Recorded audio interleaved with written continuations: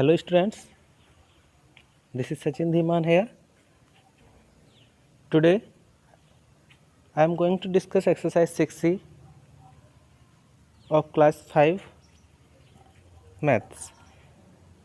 So here name of the chapter is decimal. So first question here is fill in the blanks. So we have to tell that 14 multiply 2 into 2 कितना होगा. Okay, so simply ऐसे question को करने के लिए आप पहले decimal point को बिल्कुल भूल जाइए. आपको करना है 142 मल्टीप्लाई 2. जैसे सिंपली हम कर सकते हैं 2 जा 4, 2 4 जा 8 एंड 2 1 जा 2. तो 284 होता है. सो डिजिट्स बिल्कुल करेक्ट आ गई है यहाँ पे 284. अब आपको क्या करना है, आपको डेसिमल पार्ट चेक करना है. तो डेसिमल पार्ट फर्स्ट नंबर में है और डेसिमल के बाद कितनी डिजिट है बस ये देखना है. सो यहाँ पे 1 डिजिट है तो इधर भी डेसिमल पार्ट में 1 डिजिट होगी. सो 1 राइट साइड से 1 डिजिट काउंट करके आप एक पॉइंट लगा देंगे. So 28.4 is the answer. Question number B is like this and C is also like this. Now question number D. Here is 1.1 multiply 10. So 1.1 multiply 10. देखिए students, कभी भी decimal के साथ आपको 10 मिल जाए, 100 मिल जाए, 1000 मिल जाए, 10,000 मिल जाए, मीन्स इस तरह का कोई भी नंबर मिल जाए, तो आप सिंपली क्या करेंगे, आप जीरो काउंट करेंगे. यहाँ पे 10 में 1 जीरो है. सो डेसिमल पॉइंट जब कभी मल्टीप्लाई होगी सो जितनी जीरो है उतना राइट साइड शिफ्ट होगा, और जब कभी डिवाइड होता है, ये भी मैं आपको बता दूं, तो उतना जितनी जीरोज होती हैं उतना लेफ़्ट साइड शिफ्ट होता है. ये ध्यान रखना है, बहुत इंपॉर्टेंट है. सो 1.1 मल्टीप्लाई 10. तो 1.1 पहले आप डिजिट्स लिख दीजिए. अब देखिए ये जो डिजिट है 1 डिजिट आगे शिफ्ट होगी, मीन्स 1 के बाद शिफ्ट होगी. सो 11 पॉइंट आगे कोई भी डिजिट नहीं है तो पॉइंट में जीरो उसको आप छोड़ सकते हैं. सो 11 इज द आंसर.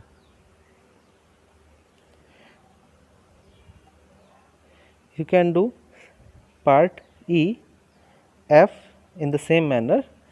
2 जीरो है, डेसिमल पॉइंट 2 डिजिट आगे शिफ्ट होगी, एंड यहाँ पे 3 जीरो है तो डेसिमल पॉइंट 3 डिजिट आगे शिफ्ट होगा.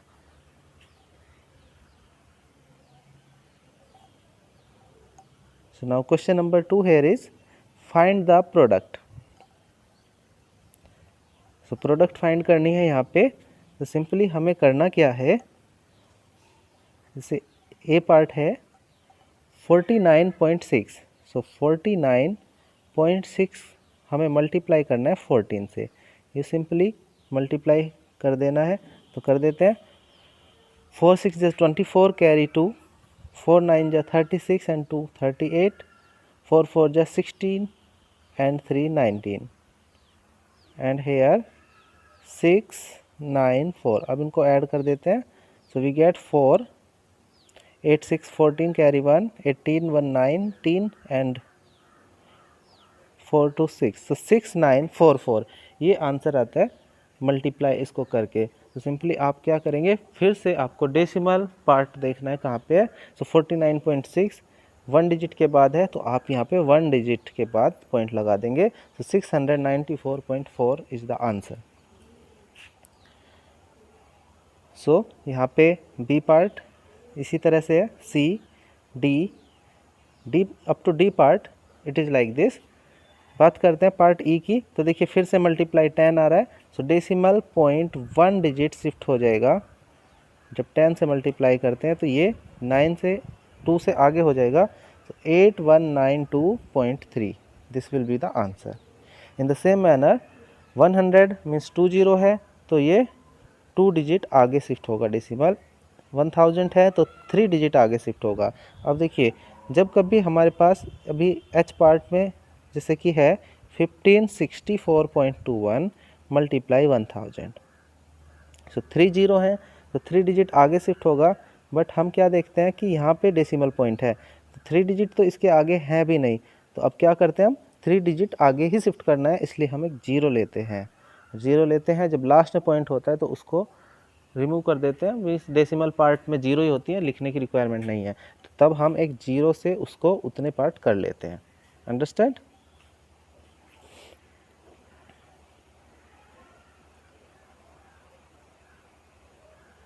Now question number 3, fill in the blanks. Again here is multiplication 0.8 multiply 0.8. Simply students आपको क्या करना है कि जो भी आपको नॉन जीरो नंबर दिखे, यहाँ पे 8 इंटू 8 पॉइंट को बिल्कुल रिमूव कर दीजिए जब मल्टीप्लाई आपको करनी है। सो 8 मल्टीप्लाई 8 हमें पता है 64 होता है।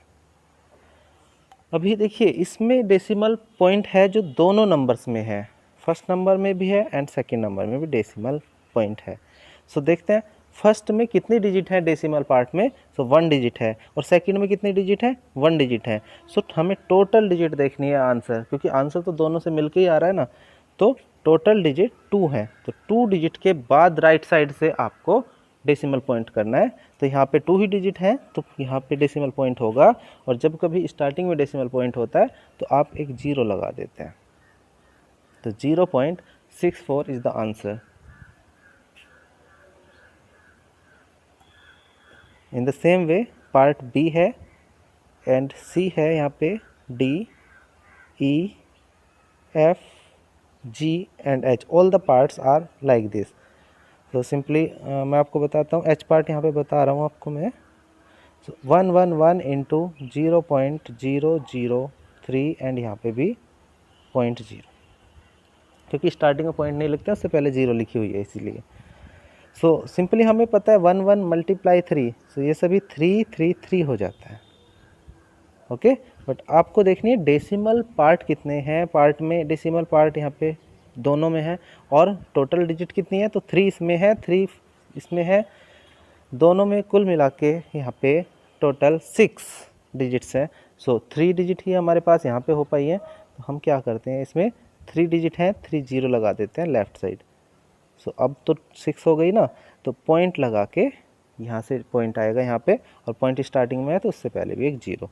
So this is the answer.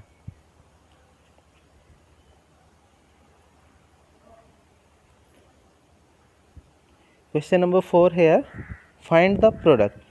Simply ये क्वेश्चन जो है हमें ध्यान रखना है, पूरा क्वेश्चन कहीं पे भी 10, 100 और 1000 से मल्टीप्लाई नहीं है, आपको मल्टीप्लिकेशन करना है, फुल मल्टीप्लाई करना है, क्योंकि हमें 152 का टेबल थोड़ी आता है जैसे कि यहाँ पे दिखाया गया है। तो आपको क्या करना है, डेसिमल भी लिखना है बट उसको कम्प्लीटली मल्टीप्लाई करना है।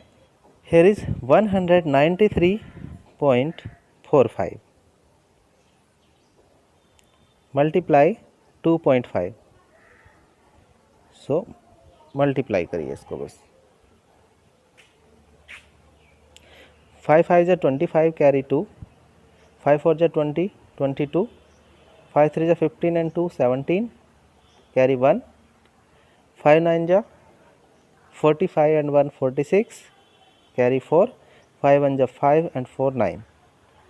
इसी तरह से यहाँ पे आ जाएगा 0 9, ओके, एंड यहाँ पे आ जाएगा 6 एंड 19 2 जा 38। 2 डिजिट्स है, इनको बस अभी तक हमने क्या किया, मल्टीप्लिकेशन का ही रूल फॉलो किया है, तो मल्टीप्लाई हमें करना है। यहाँ पे होगा 5 2 16 13 कैरी 1 9 9 18 कैरी 1 4। सो मल्टीप्लाई मैंने अभी तक सिंपली यहाँ पे किया है, तो आंसर मेरा आ गया है। अब देखिए हम क्या करते हैं, फर्स्ट नंबर में डेसिमल पार्ट में 2 डिजिट्स हैं, सेकंड नंबर में डेसिमल पार्ट में 1 डिजिट है, तो सिंपली आपको लिखना नहीं है, तो 2 डिजिट है और सेकंड में 1 डिजिट है, टोटल डिजिट कितनी हुई, यहाँ पे 3 डिजिट होती है, तो आपको 3 डिजिट के बाद डेसिमल पॉइंट लगाना है राइट साइड से। सो 1 2 3 मीन्स 3 डिजिट्स यहाँ पे आपकी डेसिमल पार्ट में होंगी। सो 483.625 this will be the answer. So rest of the part you can do like this.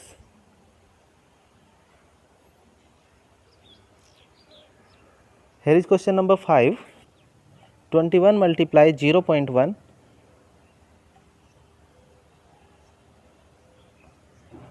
and multiply what? So एक रूल हमें हमेशा ध्यान रखना है, देखिए दैट इज कॉम्यूटेटिव लॉ, और you can say order change law, तो ऑर्डर चेंज करके भी मल्टीप्लिकेशन पे कोई भी उसकी वैल्यू चेंज नहीं होती है, आंसर सेम ही होता है। फॉर एग्जांपल 3 × 2 होता है 6, तो अगर हम लिख दें 2 × 3 तो वो भी तो 6 होगा, क्योंकि 3 2 जा 6, 2 3 जा 6। आइए एक और देखते हैं, 7 3 जा 21, जबकि 3 7 जा भी 21 होता है। सो यहाँ पे भी मीन्स ऑर्डर चेंज करने पे मल्टीप्लाई पे कोई भी फर्क नहीं पड़ता है आंसर पे। So listen, here is 21 × 0.1। सो आगे भी 2 नंबर्स हमें मल्टीप्लाई में लिखने हैं और वो इक्वल ही होने चाहिए, तो हम क्या करेंगे, उसको ऑर्डर चेंज करके लिख देंगे। So what will be here, here will be 0.1 × 21। Okay, इसी तरह से देखिए सेकंड क्वेश्चन है, मैं थोड़ा सा जूम कर देता हूँ उसको। सेकंड क्वेश्चन है तो इसमें 7.3 इक्वल के आगे लिख दिया गया है, मीन्स ये नंबर अब रिपीट नहीं होगा क्योंकि ये ऑलरेडी लिखा गया है। अब 2 नंबर बचते हैं, आप किसी को भी कहीं पे भी लिख सकते हैं। ओके, सो 5.2 एंड 4.64 ऐसे भी लिख सकते हैं। ऐसे ही सी पार्ट में देखिए, मल्टीप्लाई जब कभी 0 से हो रही है तो आप इसका आंसर हमें पता है 0 होगा, तो यहाँ पे इसकी मल्टीप्लाई ऑर्डर चेंज करके हमने लिखा है, तो यहाँ पे हम 0 लिखेंगे, क्योंकि इन दोनों की मल्टीप्लाई ऑर्डर चेंज से ही हमें मालूम हो गया कि एक नंबर ये तो आ चुका है, अभी 0 ही यहाँ पे आनी है, तभी आंसर इक्वल हो सकता है। अब equal to what, so equal to 0 से मल्टीप्लाई की है, इसलिए आंसर तो 0 ही होने वाला है। So this is the answer. और यहाँ भी हम ऑर्डर चेंज करके लिखेंगे, डी पार्ट में 1 लिख दिया गया है, so we will write 1011.15। Okay, यहाँ पे भी ऑर्डर चेंज करना है, और यहाँ पे 1 डिजिट आ गई है आगे 8.1, सो आपको यहाँ पे 9.9 और 7.9 लिख देना है। जी पार्ट में ऑर्डर चेंज करके कर सकते हैं, एंड यहाँ पे एच पार्ट में आपको देखना है 0 से मल्टीप्लाई हो रही है, सो इन सभी नंबर्स को लिख देना है जो भी है, क्योंकि इनमें एक मल्टीप्लाई में लिखा है। सो आप किसी को कहीं भी लिख सकते हैं। 45.02 मीन्स ऑर्डर चेंज कर देना है इसका, एंड 63, और लास्ट में इसका आंसर जो होगा that will be 0 equal to. So I hope you have understand these questions. Thank you. Have a nice day.